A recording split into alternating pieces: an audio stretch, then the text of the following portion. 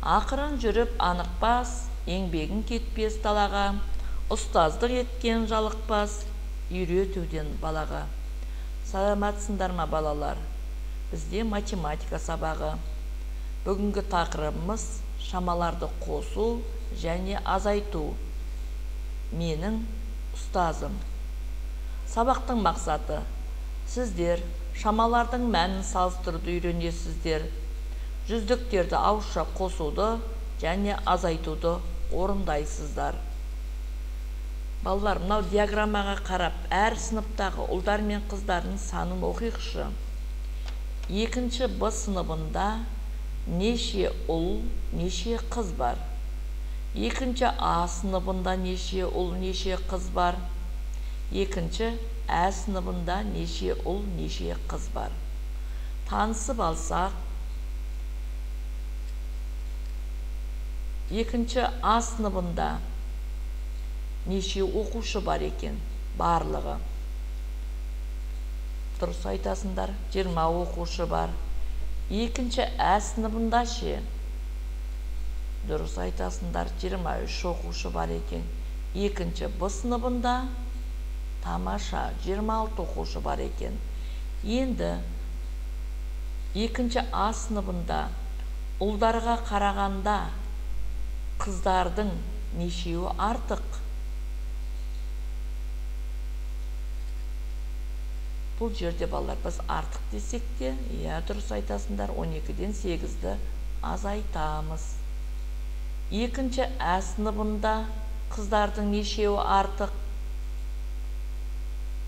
Дұрыс айтасыңдар, 3-еуі артық.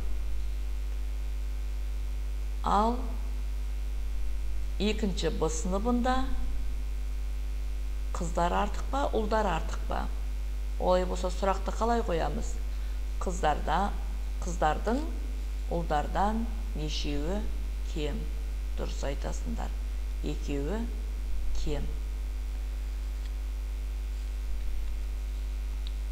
Мына жерде балалар оқимыз, мысалдардың жұбын табамыз.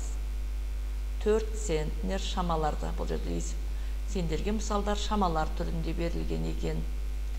8 центнер мен 4 центнердің қосындысы, 1 центнер мен 5 центнердің қосындысы. Яғни осы бірінші қатардағы мысалдарды екінші қатардағы мысалдармен сәйкестендіреміз. Сәйкестендіруде неге көңіл бөлуші едік? Шамалардың атауына және олардың есептелуіне қараймыз. 3 центнер.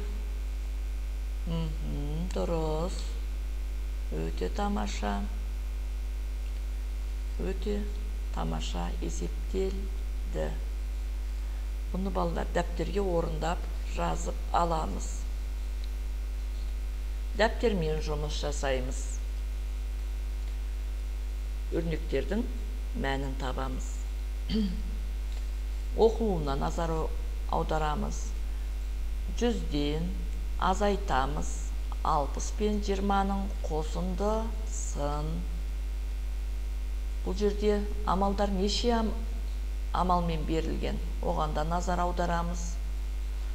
Осы жұмысымызды дәптерге жазып есептейміз. Кім жылдам ойыны? 5 дециметр 3 сантиметр кем 56 сантиметрден. 64 сантиметр кем 7 дециметрден. 10 дециметр тең 1 метрге. 1 метр кем 2 дециметр 3 сантиметрден бе жоқ, 1 метр артық бола ма? Назар аударайықшы. 1 метр артық 2 дециметр 3 сантиметрден. 9 дециметр 9 сантиметр 1 метрге тең бола ма, кем бола ма? Ойланып көреміз. Яғни кем болады екен. Кем 1 метрден. 87 сантиметр кем 1 метрден болады екен. Тамаша балалар.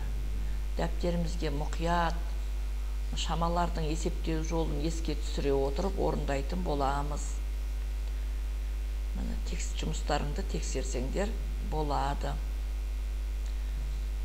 Балалар, бүгінгі сабақта сендерге не ұнады? Ұнады ма бүгінгі сабақ сендерге? Қандай әсер алдыңдар? Бүгінгі сабақта не білдік, не үйрендік? Өзімізге кері байланыс беретін боламыз.